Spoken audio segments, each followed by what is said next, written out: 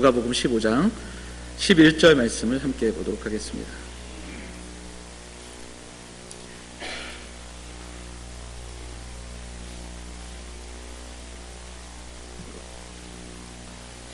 누가복음 15장 11절, 신약의 122면에 있는 말씀 32절까지 교독하도록 하겠습니다.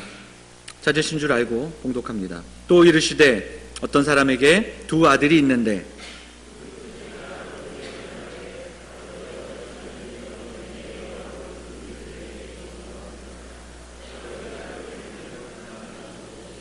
그 후 며칠이 안 되어 둘째 아들이 재물을 다 모아가지고 먼 나라에 가 거기서 허랑방탕하여 그 재산을 낭비하더니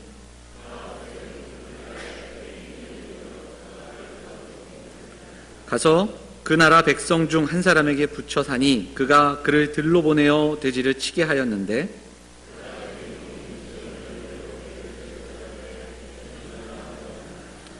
이에 스스로 돌이켜 이르되 내 아버지에게는 양식이 풍족한 품꾼이 얼마나 많은가. 나는 여기서 주려 죽는구나.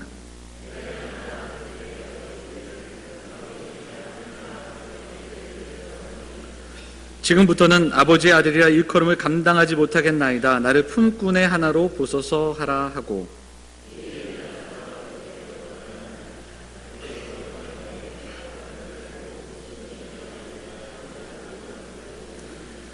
아들이 이르되 아버지 내가 하늘과 아버지께 죄를 지었사오니 지금부터는 아버지의 아들이라 일컬음을 감당하지 못하겠나이다 하나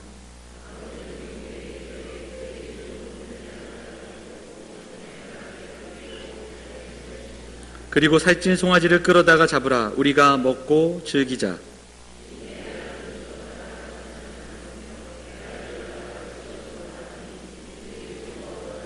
맏아들은 밭에 있다가 돌아와 집에 가까이 왔을 때에 풍악과 춤추는 소리를 듣고 대답하되 당신의 동생이 돌아왔음에 당신의 아버지가 건강한 그를 다시 맞아 들이게 되므로 인하여 살찐 송아지를 잡았나이다 하니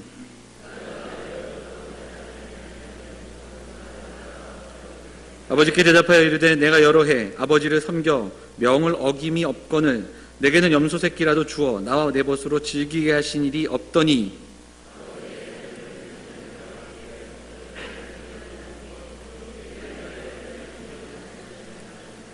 아버지가 이르되 예 너는 항상 나와 함께 있으니 내 것이 다 네 것이로되 죽었다가 살아났으며 내가 잃었다가 얻었기로 우리가 즐거워하고 기뻐하는 것이 마땅하다 하니라. 아멘. 호산나 찬양대 찬양토록 하겠습니다.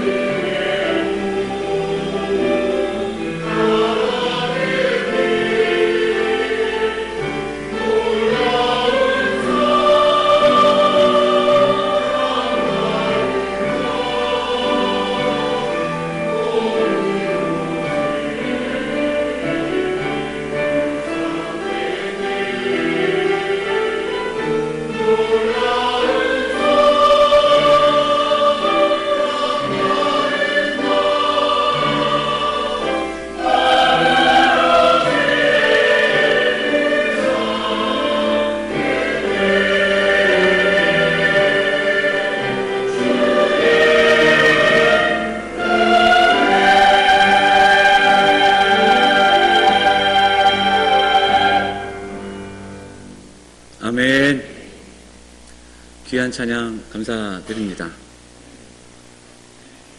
할렐루야. 지난 주간 평안하셨습니까? 한 주간 동안도 하나님의 말씀 주야로 묵상하며 날마다 그 말씀 안에 거하며 살아가셨습니까? 갑자기 소리가 작아지는데. 정직한 자의 복을 누리시기 바랍니다.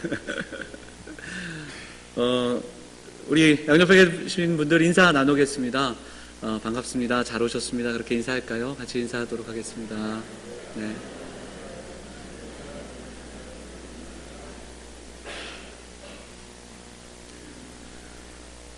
오늘 본문의 말씀 의지해서 하나님 아버지의 마음이라는 제목으로 우리가 하나님 말씀 나누도록 하겠습니다. 다산 정약용 선생님이 쓰신 유배지에서 보낸 편지라는 책이 있어요. 그 책은 한 20년 정도 유배 생활을 했던 이 정약용 선생이 어린 자녀들을 생각하면서 어린 아이들을 위해서 자녀를 위해서 쓴 편지입니다. 그래서 그 내용이 뭐 어렵거나 그런 내용이 아니라 그걸 보면 아이들에게 해주고 싶은 이야기. 그래서 그 내용이 그런 게 있어요. 좋은 책을 꼭 읽도록 해라. 뭐 이런 내용. 그래서 왜 읽어야 되는지 쭉 설명하고 그 다음에는 어머니를 잘 섬겨라. 그런 이유 쭉 나오고요. 뭐 남에게 베풀며 살아야 하는 이유, 그리고 친구들을 잘 사귀어야 하는 이유, 뭐 이런 이야기들을 쭉 이렇게 편지를 써요. 아버지가 멀리 떨어져 있으니까 유배지에서 그런 편지를 씁니다. 그리고 지금도 그걸 모아서 그 하나의 책으로 지금 읽혀지기도 하죠. 세계사 편력이라는 책도 있습니다. 인도의 네루라는 사람이 쓴 책인데요. 이것도 역시 마찬가지 형식입니다. 딸에게 보내는 편지예요. 근데 참 희한한 것은 그냥 편지 쓴 게 아니라 인류의 역사, 인류의 시작부터 근대까지의 이야기를 쭉 정리하면서 딸이 바른 세계관을 갖고 가치관을 갖기를 원하는 마음을 가지고 책을 썼습니다. 그리고 지금도 세계사에 공부하는 데 있어서 가장 기본적인 교과서 같은 내용 중에 하나, 참고하는 내용 중에 하나입니다. 세계사 편력. 시작은 뭐냐? 바로 자녀를 향한 아버지의 마음이 담긴 편지라는 겁니다. 성경은 하나님의 말씀, 기록된 하나님의 말씀이다. 우리가 2주 동안 나눴는데 이 기록된 하나님의 말씀은 하나님의 마음이 담겨있는 하나님의 편지입니다. 성경 안에는 물론 서신서도 있지요. 성경 전체를 보면 하나님이 우리에게 주시는 그 하나님의 마음을 전달하는 편지라고도 이야기할 수 있을 겁니다. 오늘 누가복음 15장 우리가 좀 잘 아는 말씀인데 이 말씀과 더불어 15장 전체를 통해서 우리를 향한 하나님 아버지의 마음, 아버지 되신 하나님의 마음을 묵상하고 함께 기도하는 이 시간이 되기를 간절히 소망합니다. 누가복음 15장은 여러분 잘 아시는 탕자의 비유예요. 이 이야기는 사실 교회 다니지 않는 사람들도 알고 있는 그 비유의 이야기입니다. 탕자의 비유.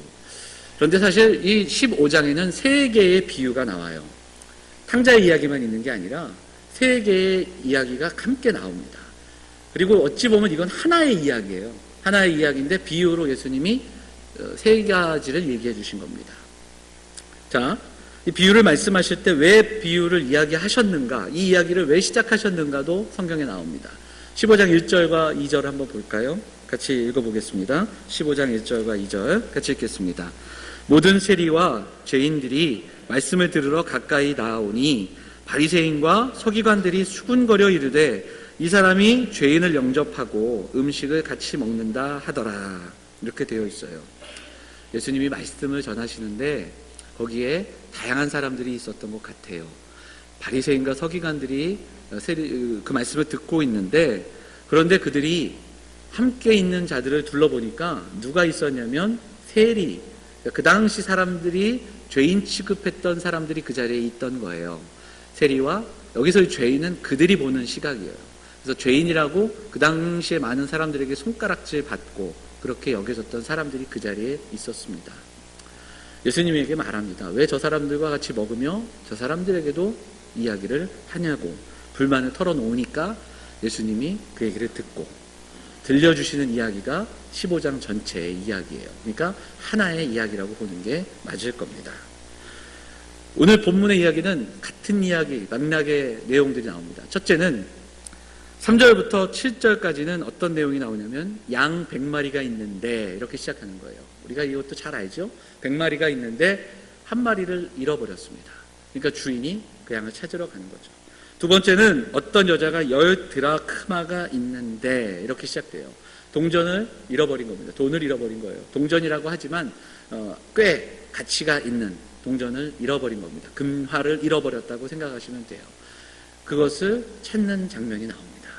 또 마지막에는 어떤 이야기죠? 우리가 오늘 봉독한 이야기, 아들을 잃어버린 이야기. 그러니까 같은 공통점이 있어요. 첫째는 뭘까요? 잃어버렸어요. 다 잃어버렸습니다. 두 번째는 뭘까요? 찾아요. 다 찾는 겁니다. 세 번째는 그 다음에 어떤 그 공통점이 있냐면 잔치를 벌려요. 찾으니까 기뻐서 잔치를 벌이는 그 이야기가 나오고 있어요. 잃어버린 그 대상을 보면 스스로 돌아올 수 없는 대상들이 나옵니다. 양은 방향 감각이 없어요. 제가 시편 23편 말씀 나누면서 이야기했듯이 정말 방향 감각이 없이 갈 길을 모르고 가는데 그 우리를 떠난 양은 그렇게 우리로 돌아오기 힘들다는 거죠. 방향 감각이 없어요. 금화, 동전은 더할 나위 없겠죠. 그리고 마지막 아들인데 오늘 우리가 읽었던 본문은 너무 우리가 잘 아니까. 근데 간단하게 내용을 정리하자면 이 아들이 살아있는 아버지에게 내 재산을 달라. 이렇게 이야기하는 이것은 어떤 의미가 있냐면 아버지가 돌아가셔야 상속이 됐던 그 당시의 그 문화와 그런 모습 속에서 보면 이것은 아버지를 죽은 아버지로 이야기하는 거예요. 아버지 이제 살 만큼 사셨으니까 이제는 내게 내 권리를 양도해 주십시오. 아주 불효한 이야기죠. 아버지와의 관계가 끊어짐에도 불구하고 그것을 감수하고 그냥 난 관계보다 내게 돌아올 재산을 미리 갖고 싶다. 이렇게 이야기하는 거예요. 그래서 잃어버린 대상이죠. 잃어버리게 된 거예요. 아들은 아버지 입장에서 보면 이미 관계가 끊어진 죽은 아들과도 같다. 이렇게 이야기할 수 있을 겁니다. 자, 그런데 이 잃어버린 그 양과 동전과 아들을 향하여 보여주는 그 목자와 주인과 아버지의 모습도 아주 교묘하게 겹쳐지고 있어요. 자, 4절 말씀 보겠습니다. 4절 말씀 보시면 4절 말씀에 이렇게 이야기하죠. 99마리를 둘에 두고 그 잃은 것을 찾아내기까지 찾아다니지 아니하겠느냐. 열심히 찾는 거예요. 나가서 이름을 부르며 그 양을 찾는 목자의 모습이 나오고요. 8절 말씀 보면 등불을 켜고 집을 쓸며 찾아내기까지 부지런히 찾지 아니하겠느냐. 열심히 찾는 겁니다. 열심히 찾는 여인의 모습이 나오고 있어요.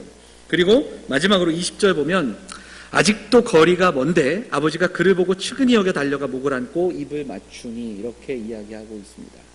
거리가 먼데 그러니까 아들을 기다리고 있던 아버지예요. 생각만 해도 혈압이 올라갈 수밖에 없는 그 아들. 괘씸한 녀석인데 그런데 아버지는 그렇지 않았어요. 아들이 떠난 이후에도 아들을 기다리고 계셨고 날마다 돌아올 그 아들을 바라보며 문 밖을 바라보며 문 밖에 나가 그 아들을 기다리고 있었던 거예요. 저 멀리서 허름한 사람이 옵니다. 가만히 보니까 누구인가? 아들이에요. 그러니까 거리가 먼데 뛰어나갑니다. 괘씸하고 또 잘못됐던 그런 일들이 중요하지 않아요. 지금 아버지의 마음은 뛰고 있습니다. 왜? 아들이 돌아왔으니까. 그리고 뛰어가 그 아들을 입맞추고 옷을 벗기고 새 옷으로 갈아입히고 신을 신기고 반지를 끼우고 그리고 송아지를 잡아 잔치를 베푸는 장면이 오늘 15장에 나오는 거죠. 그러니까 이 세 이야기는 아주 비슷한 이야기고 예수님은 지금 무언가를 말씀하시기 위해 이 이야기들을 계속 들려주고 계시다라는 겁니다. 먼저는 이 이야기는 우리가 살아가는 현대인의 사회 속에 경제적이라는 말과는 도무지 맞지 않는 이야기예요. 99마리의 양을 놔두고 한 마리의 양을 찾아 나선 목자, 동전을 그렇게 찾는 여인, 무엇보다도 아들이 돌아온 아들, 재산을 탕진하고 돌아온 아들의 이야기 속에 잔치를 굳이 베푸는 이 모습들은 쉽게 이해할 수 없는 것으로 가득한 내용들입니다. 아버지의 마음은 경제적으로 그리고 논리로 이야기할 수 없다는 것을 우리에게 들려줍니다. 아버지의 마음은 그렇다는 거예요. 오늘 이 15장 말씀을 묵상하면서 그리고 우리가 함께 나누면서 우리가 함께 소망하기는 우리의 궁극적인 소망, 우리가 신앙생활하는 그 기쁨, 그 출발, 우리가 여기서 예배하며 우리가 날마다 하나님 자녀로 살아갈 수 있는 그 근거가 어디에 있는가를 먼저 기억할 수 있는 시간이 되기를 소망합니다. 잃어버린 양, 동전, 그리고 아들이 누구인가? 누구입니까? 바로 저와 여러분입니다. 하나님이 이 땅에 질서를 세우시고 그 질서를 이 땅 가운데 세우셨는데 혼돈을 다시 오게 한 이가 바로 우리들이에요. 죄를 짓고 하나님을 떠난 자들, 그들을 향해 찾아오셔서 다시 질서를 부여하시고 그 질서를 다시 한번 세우시기 위해 일하셨던 하나님, 이제 오늘 말씀을 통해서 우리가 이 자리에 나와 예배하며 하나님을 아버지라 부를 수 있는 것은 내 열심과 내 결단이 아니라, 내 노력이 아니라, 그렇게 우리를 기다리시고 그리고 우리를 찾으시고 우리를 불러주시는 그 하나님의 은혜, 그 하나님의 은혜에서 시작된다라는 것을 기억하면서 오늘 말씀을 붙들고 묵상하며 나아가는 사랑하는 성도들 다 되시기를 주님의 이름으로 축원드립니다. 하나님의 열심, 하나님의 열정, 하나님의 부르심 때문에 우리가 여기에 있을 수 있는 거예요. 신앙생활의 기쁨이 거기에서 시작될 수 있는 것 아니겠습니까? 힘들 수 있습니다. 몸이 불편하고 연약하고 환경이 어려울 수 있지만 우리의 소망과 우리의 근거는 바로 예수 그리스도 그분께 있습니다. 왜 예수 그리스도 그분께 있습니까? 바로 우리를 찾아오신 하나님이시기 때문에 그렇습니다. 잃은 양을 찾기 위해 찾아 나선 목자, 그 목자가 바로 예수 그리스도 그분이시기 때문에 그렇습니다. 집 밖에 나와 아들을 기다리시는 그 하나님이 바로 우리의 아버지 되신 하나님이시기 때문에 그렇다는 겁니다. 그 놀라운 구원의 역사 속에 우리가 있고요. 하나님 나라의 본질이 바로 여기에 있습니다. 하나님 나라는 죄인 되었던 자들이 돌아와 하나님 앞에 서고 의인의 자리로 서는 겁니다. 멸망의 자리에서 생명의 자리로, 죄의 종된 자리에서 하나님의 아들의 권세를 누리는 자리로 우리가 나아가는 겁니다. 그리고 그 기쁨이, 하나님 아버지의 기쁨이 우리도 누리며 살아갈 수 있다는 겁니다. 그런데 이것이 우리의 열심, 우리의 선택, 우리의 노력이 아니라 하나님의 열심에서 시작된다는 것, 이것이 우리에게 기쁨과 감격이 되어야 할 줄 믿습니다. 빌 하이벨스 목사님이 이런 이야기를 들려줍니다. 나는 건강한 교회가 균형 잡힌 교회인 줄 알았다. 나는 건강한 성도가 건강한 성품이 균형 잡힌 성도의 모습인 줄 알았다. 그런데 하나님 말씀을 보니까 양이 한 마리만 없어져도 잃은 양 때문에 안절부절하는 그 하나님의 마음을 엿보게 되었다. 아들이 돌아오기까지 기다리는 아버지의 그 가슴앓이, 그 아버지의 진통, 이 시대에 그 아버지의 마음을 품고 함께 나아가는 자들, 그들이 건강한 교회임을 깨달았다. 이 이야기를 우리에게 들려줍니다. 오늘 본문은 우리에게 먼저 질문합니다. 그 아버지의 마음을 기억하고 있는가? 그 아버지의 마음을 알고 있는가? 그 아버지의 마음을 기억하며 살아가고 있는가? 이 질문을 저와 여러분이 오늘 우리 스스로에게 할 수 있는 시간이 되기를 소망합니다. 그래서 우리는 오늘 본문의 이 세 가지 이야기를 다시 한번 정리하는데, 한 가지 이야기를 더 첨가된, 그냥 같은 이야기지만 또 다른 하나의 이야기를 보아야 합니다. 그것은 누구냐면 집 안에 있던 아들의 이야기까지 굳이 첨가하고 있다는 것을 보아야 해요. 큰아들이 밭에서 일하고 돌아오니까 집에서 큰 소리가 납니다. 그냥 잔치 소리가 나요. 무슨 일이 있느냐 물어보니까 동생이 돌아왔다. 그랬더니 큰 아들의 반응이 어떻습니까? 화를 냅니다. 화를 내요. 그리고 진노하죠. 집 안으로 들어가지 않습니다. 왜 그런가? 본문을 살펴볼 때 돌아온 동생으로 인해 그에게 기쁨이 없습니다. 그리고 그는 아버지의 그 마음을 헤아리지 못하고 있다는 것을 우리는 보게 됩니다. 아버지의 관심은 떠난 동생, 그러니까 아들의 영혼에 있었습니다. 그런데 큰 아들의 관심은 밭에 있었습니다. 아버지의 관심은 생명에 있었다면 맏아들의 관심은 밭의 소출에 있었습니다. 아버지의 관심은 아들들의 존재 그 자체에 있었다면 이 큰아들의 관심은 자기가 흘렸던 땀과 노력에 있었다라는 겁니다. 아버지와 함께 있지만 그 아버지와 함께 있는 것이 어떤 것인지를 모르기에 지금 동생이 돌아오고 아버지가 이렇게 기뻐함에도 함께 기뻐하지 못하고 있는 이 큰 아들의 모습. 어찌 보면 주님은 이 이야기를 하시면서 불평하는 바리새인과 서기관들을 향해 이 바리새인들과 함께 큰아들의 모습과 함께 교차시키며 무언가를 얘기하고 계신지도 모르겠습니다. 오늘 이 말씀을 통해서 큰아들의 모습 우리도 좀 투영해 볼 수 있기를 바랍니다. 우리도 하나님 전에 있으며 매주마다 예배하면서도 아버지의 기쁨을 누리지 못하고 살아가는 우리는 아닌가. 내 열심과 내 노력만으로 그것으로 하나님의 사랑과 하나님의 공의를 우리가 누릴 수 있다라고 생각하며 착각하는 자들은 아닌가. 좀 돌아볼 수 있는 이 시간이 되기를 바랍니다. 말씀이 시작될 때 세리와 죄인들이 몰아세우던 그 바리새인의 모습은 오늘 큰아들의 모습 속에서 다시 한번 보여집니다. 율법을 잘 지키지 못한 세리와 수많은 사람들을 향하여 손가락질하는 큰아들의 기준처럼 말씀을 들을 자격도 없다고 그렇게 이야기하는 그 모습, 집안에 있는 아들의 모습은 어찌 보면 오랜 시간 동안 신앙생활을 했음에도 불구하고 아직도 은혜와 사랑을 묵상하지 못하는, 그 하나님의 기쁨에 참여하지 못하는 우리들의 모습이 여기에 쓰여져 있는지도 모르겠습니다. 스잔 에르츠라는 사람이 탕자의 마음이라는 소설을 썼는데 그 소설에 이런 구절을 이야기합니다. 집을 떠난 동생은 몸은 집을 떠나 있었지만, 아버지를 떠나 있었지만 마음은, 그 마음 한구석에는 항상 아버지와 집이 있었다. 그러나 집 안에 있던 그 형은 몸은 집에 있었지만 마음은 집을 떠나 있었다. 이 집에는 탕자가 2명이 있었다. 이렇게 이야기를 하고 있다는 겁니다. 사랑하는 여러분, 사순절이 시작되었습니다. 고난주간을 앞두고 있고 부활절을 앞두고 있는 이 시간, 사랑하는 영암의 성도들이 함께 이 시간들을 통해서 하나님의 마음, 하나님 아버지의 마음을 조금씩 묵상하는, 날마다 그 아버지의 마음 가까이로 나아가는 그 하루하루가 되시기를 다시 한번 주님의 이름으로 축원드립니다. 그래야 십자가를 만날 수 있고요, 그래야 부활의 감격에 우리가 동참할 수 있기 때문입니다. 저는 오늘 말씀을 기억하면서 우리가 좀 더 구체적으로 2가지를 적용하고 기도하기를 원합니다.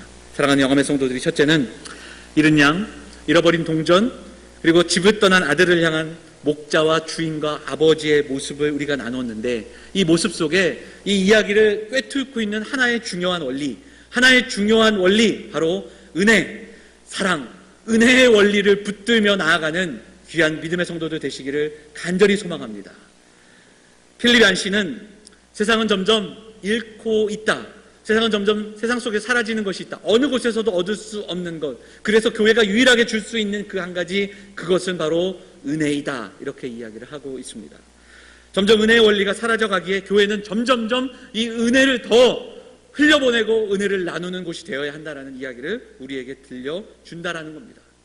프레디 크레독이라는 설교가가 이 누가복음 15장의 본문을 이야기하면서 여기에서 은혜를 빼보자, 은혜를 뺀다면 어떤 이야기가 나오겠는가 하면서 이야기를 들려줍니다. 둘째 아들은 절대로 집에 들어갈 수 없다. 어느 누구도 둘째를 거들떠보지 않았을 것이다. 큰 아들은 그가 벌어온 그 수입으로 인해 수입을 날마다 정산하며 아버지에게 칭찬을 받았을 것이다. 밭의 소출로 인해 아버지는 기뻐했을 것이고, 날마다 채워가는 곡간을 향하여 아버지는 아들을 칭찬하며 함께 잔치를 벌였을 것이다. 이런 이야기를 했더니 많은 성도들이 공감하더라. 그런 이야기를 크레독은 자신의 책을 통해서 들려주고 있습니다. 세상은 점점점 그 원리로 나아갑니다. 열심히 일한 만큼, 우리가 한 만큼 세상에서는 은혜의 원리가 사라지고 있음을 보게 됩니다.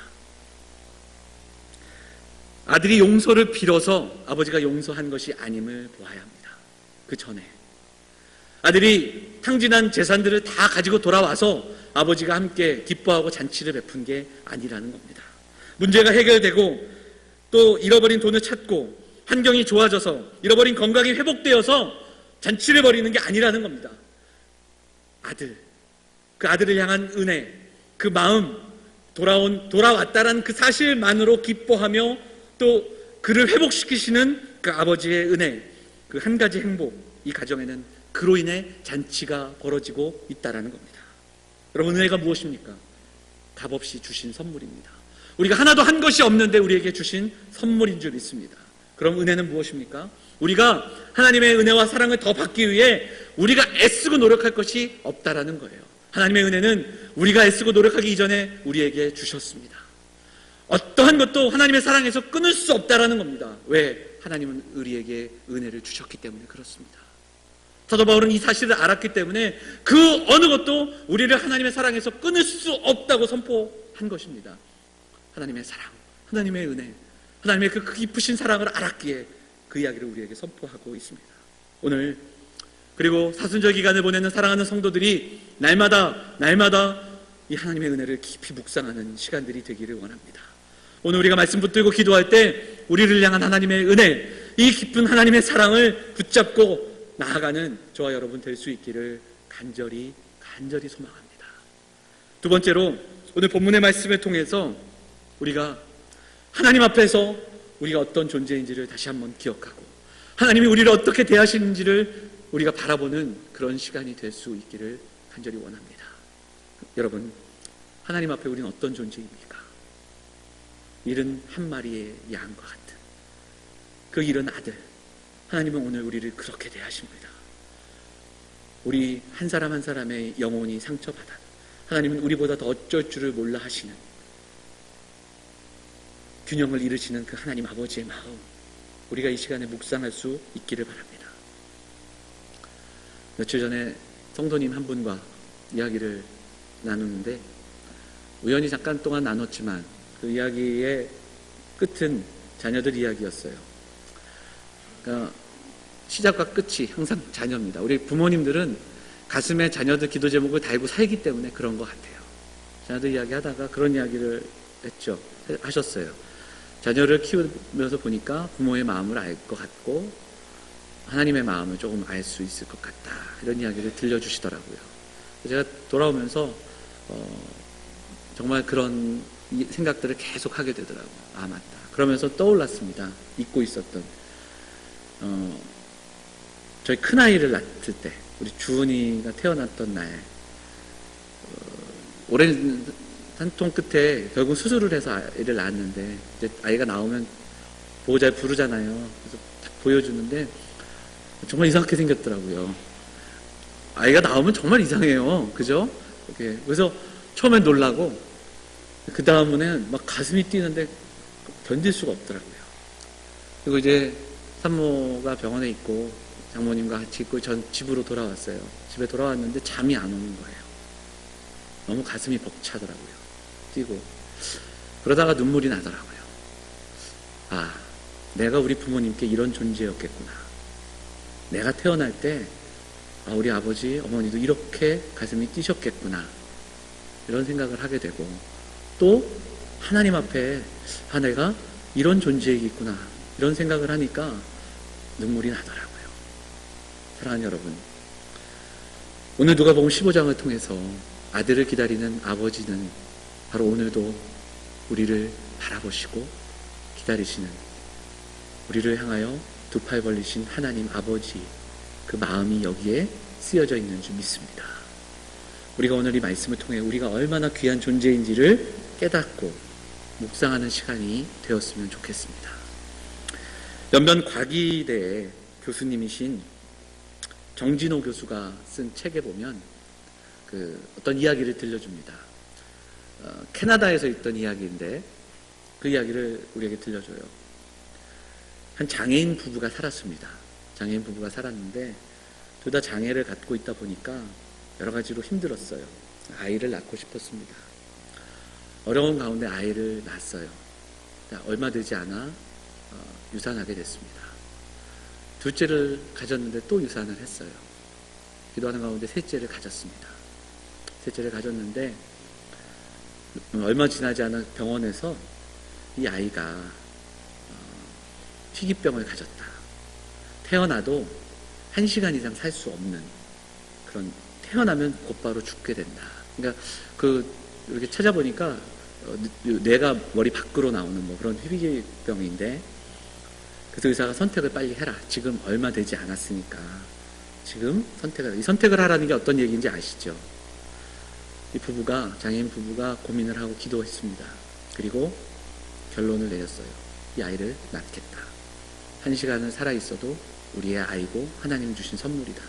그러면서 남은 한 6개월, 7개월 동안 정성을 다해 뱃속에 있는 아이를 향하여 기도하고 아이에게 매일 얘기합니다. 아버지는 아이 이름을 루카스라고 지었어요.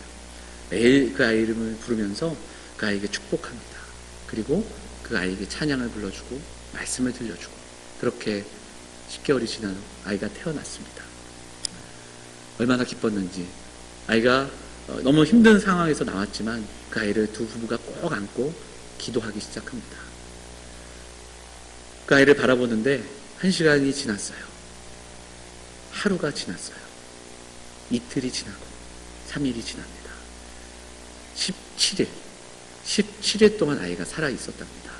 그리고 그 아이는 날마다 많은 이들의 축복을 받았고, 그리고 부모가 날마다 기도했고, 그 아이로 인해 감격의 눈물을 흘리며 17일 동안 부모와 아이가 함께 그렇게 지냈답니다. 17일 후에 장례를 치르는데 그 아버지가 그 이야기를 들려줍니다. 나에게 아버지가 될 수 있는 17일을 준 이 루카스에게 감사의 이야기를 전합니다. 이야기를 하면서 장례식을 마쳤대요. 이 정재호 교수님이 이걸 보면서 너무 가슴이 떨리고 또 마음에 정말 가슴이 떨려서 뒤뜰로 나와서 이렇게 거니면서 참 귀하다, 그런 생각을 하고 있는데, 그래서 기도하는데 하나님이 마음에 그런 마음을 주시더래요. 진호야, 네가 바로 나의 루카스다. 네가 나의 루카스다. 설교를 준비하면서, 그런 기도하면서 설교를 준비했습니다. 사순절 기간, 오늘부터 사순절 기간을 우리가 보내는 동안 오늘 예배와 또 하루하루의 삶 속에서 우리 사랑하는 영암의 성도들이 이 하나님의 음성을 듣는 귀한 은혜를 경험하시기를 주님의 이름으로 축원드립니다. 그 자녀를 안고 17일 동안 기도하며 세상을 떠날 아이임에도 불구하고 축복하며 기도했던 그 부모의 마음, 죽을 수밖에 없는 자들을 향하여 은혜를 베푸시고 우리를 자녀 삼으시고 회복시키신 하나님의 그 사랑과 은혜, 우리가 이 기간 동안 날마다 묵상하기를 소망합니다. 그리고 그 하나님께서 우리에게 허락하신 그 길, 십자가의 길을 향하여 우리가 한 걸음 한 걸음 더 나아갈 수 있는 이 시간들이 될 수 있기를 원합니다. 사랑하는 여러분, 칼 바르트라는 사람은 수천 페이지에 달하는 그 교리학, 이 성경을 설명하는데 조직신학 이 수천 페이지를 썼습니다. 하나님은 누구시며, 성령은 누구시며, 신학이란 무엇이며. 그런데 그가 이 책을 마치며, 이 두꺼운 책을 마치며 마지막에 이렇게 한 줄 적습니다. 하나님, 나를 사랑하시는 그분. 그 한 줄로 그는 그의 수천 페이지에 달하는 그 책을 요약하고 있습니다. 오늘 이 아침에 우리를 사랑하시는 그 하나님 아버지의 마음을 깊이 묵상할 수 있기를 원합니다. 오늘 이 아침에 사랑하는 영암의 성도들이 함께 기도할 때, 하나님, 우리에게 하나님 아버지의 마음을 부어주십시오. 하나님, 우리가 하나님 마음을 알게 해주십시오. 하나님의 마음을 품고 신앙생활하게 해주십시오. 그 감격과 기쁨의 삶을 살아갈 수 있도록 하나님 도와주십시오. 하나님의 그 기쁨의 잔치에 참여하는 우리가 되게 해주십시오. 이렇게 기도하는 시간이 될 수 있기를 원합니다. 우리를 얼마나 사랑하시는지, 우리를 얼마나 존귀하게 대해주시는지 우리가 이 시간에 기억하며, 땅에 있는 성도는 존귀한 자니 나의 모든 즐거움이 저에게 있도다, 이렇게 말씀하신 하나님의 음성, 우리가 이 시간에 함께 듣고 묵상하면서 기도할 수 있기를 원합니다. 그리고 이 마음을 가지고, 이 마음을 품고 서로를 바라보고 서로를 대하고 사랑하며 그 사랑을 흘려보낼 수 있는 믿음의 성도들, 우리 영암의 성도들이 다 되시기를 주님의 이름으로 축원을 드립니다. 우리 말씀 생각하면서 함께 기도하겠습니다. 우리 잠시 동안 기도할 때 하나님의 마음을 내게 부어주십시오. 하나님의 마음을 묵상하며 그 기쁨을 누리며 살아갈 수 있도록 도와주십시오. 우리가 이번 사순절을 그렇게 보낼 수 있도록 하나님 도와주시고, 십자가의 고난과 부활을 묵상하는 우리가 되게 해주십시오. 같이 기도하도록 하겠습니다. 같이 기도합니다. 하나님 아버지, 아버지, 우리에게 은혜를 주시기를 원합니다. 하나님의 사랑 가운데 거하는 자들이 우리 힘을 기억하고 그 놀라운 하나님의 사랑에 우리가 나아갈 수 있는 우리가 될 수 있도록 하나님 인도하여 주옵소서. 아버지의 마음을 품는 성도가 되게 하시고 아버지의 마음을 묵상하는 자들이 될 수 있도록 하나님 인도하여 주옵소서. 우리가 바로 루카스임을, 우리가 바로 하나님의 자녀임을 기억하며 하나님 나라를 살아가는 우리의 발걸음이 될 수 있도록 인도하여 주옵소서. 하나님의 사랑, 우리가 얼마나 존귀한 자인지를 기억하며 묵상하는 성도들 될 수 있도록 인도하여 주옵소서. 사랑과 은혜가 풍성하신 아버지 하나님, 연약하고 부족한 우리들을 기억하여 주시고 택하시고 불러주신 은혜를 오늘도 우리가 기억하며 나아갈 수 있도록 하나님 도와주옵소서. 말씀을 붙들고 떠난 아들을 기다리며 그 아들을 찾고 또 찾는 아버지의 마음을 우리가 바라보며 나아갈 수 있도록 인도하여 주옵소서. 매일매일 그 은혜와 사랑 앞에 기쁨과 감격으로 살아가게 하시고 그 마음으로 서로를 대하는 믿음의 공동체가 될 수 있도록 인도하여 주옵소서. 우리를 위해 그 사랑을 이루시기 위해 이 땅에 오신 예수 그리스도, 그분을 바라보며 십자가의 길로 한 걸음 한 걸음 더 나아가는 믿음의 성도들이 될 수 있도록 하나님 붙잡아 주시고 그 은혜 가운데 그 축복의 통로가 되는 삶을 꿈꾸며 나가는 믿음의 공동체가 될 수 있도록 인도하여 주옵소서. 하나님, 특별히 하나님의 은혜를 사모하며 나와 우리의 삶을 드리고 또 예물을 드린 성도들을 기억하여 주시고 우리의 온 삶을 통해 산 제사로 드림받는 우리의 삶이 될 수 있도록 인도하여 주시며 또한 사랑하는 믿음의 공동체가 하나님의 귀한 사역을 잘 감당하는 믿음의 공동체가 될 수 있도록 하나님 인도하여 주옵소서. 이제 한 주간의 삶을 주님 앞에 맡깁니다. 날마다 지켜주시고 동행하여 주옵소서. 하나님과 동행하는 그 발걸음이 어떠한 삶인지를 묵상하며 나아가는 사랑하는 성도들 다 될 수 있도록 은혜를 더하여 주시옵소서. 이 모든 말씀 우리를 구원하신 예수 그리스도 이름으로 감사하며 기도하옵나이다. 아멘.